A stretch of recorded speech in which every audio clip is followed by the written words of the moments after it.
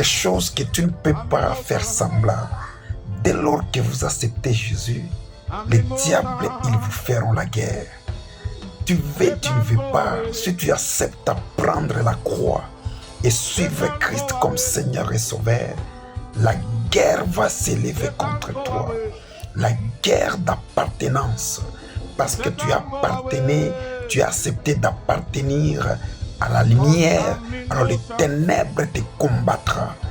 Il ne te combat pas parce que tu as l'argent. Il ne cherche pas ta face. Il ne cherche pas ton niveau des études. Il cherche ton appartenance. Comme tu appartiens à la lumière, tu es dans les guerres avec, tu es dans un guerre, dans un bataille spirituel avec les ténèbres. Et ne vous négligez pas, battez-vous pour garder votre vie éternelle. Nous sommes dans les batailles. Nous sommes dans les batailles. Si tu vois des choses te compliquent, l'essentiel, le diable ne cherche pas ce que tu manques. Le diable ne cherche pas ce que toi tu cherches matériellement. Le diable combat ton attachement à Christ. C'est pourquoi la Bible dit, cherchez d'abord les trésors d'en haut. Nous pensons au ciel, nous pensons à l'éternité. Que j'aille l'argent ou pas, je pense à l'éternité. Je dois me battre spirituellement. Je dois vaincre mon adversaire. Je dois me battre jusqu'à ce que l'époux viendra prendre l'épouse.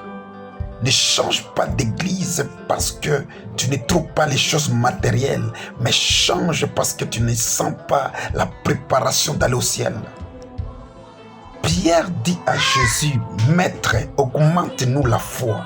Jésus n'a pas dit je t'augmente la foi, mais lui dit si vous avez une petite foi, ça veut dire quand on utilise le petite foi et la petite foi ou le petite foi, la petite foi grandissent au point de devenir la foi mûre et capable à déplacer d'autres choses au-delà des montagnes.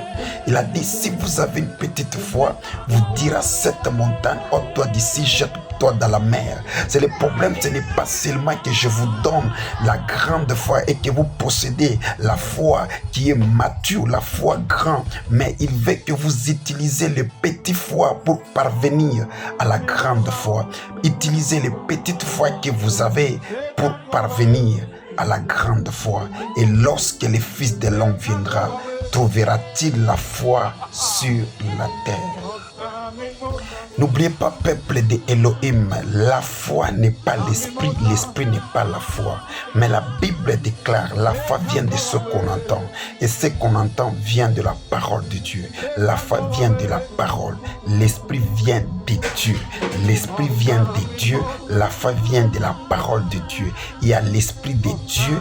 Il y a la foi dans la parole. La foi vient de la parole de Dieu et l'esprit vient de Dieu. C'est pourquoi c'est la foi qui discerne l'esprit. C'est pourquoi la Bible déclare, ne mettez pas foi à tout esprit. Pourquoi? Parce que c'est la foi qui discerne l'esprit et qui ouvre la porte à l'esprit. C'est pourquoi j'aimerais vous dire, la foi que nous avons, ce n'est pas la foi de voir, mais la foi d'entendre. Parce que la foi vient de ce qu'on entend, non pas ce qu'on voit. Et quand on a la foi de ce qu'on entend, on devient mature.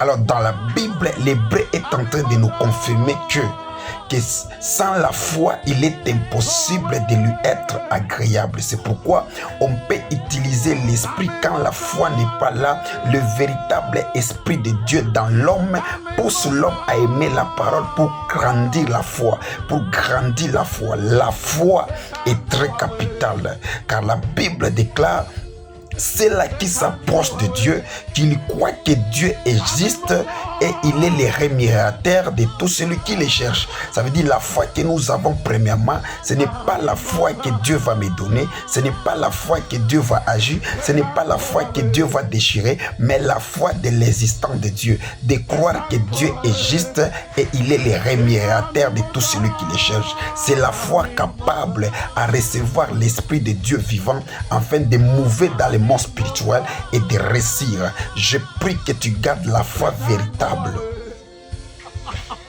Et la Bible déclare Que ferai-je donc?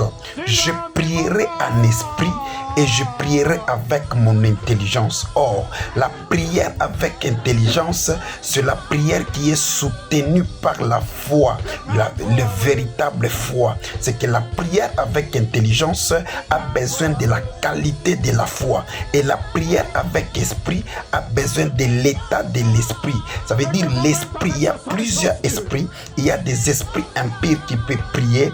Il y a de la foi dans des choses matérielles. Le mauvaise foi, quelqu'un peut prier. C'est pourquoi la prière avec intelligence a besoin de la foi. A besoin de la foi. Et la prière avec l'esprit a besoin de l'état de l'esprit.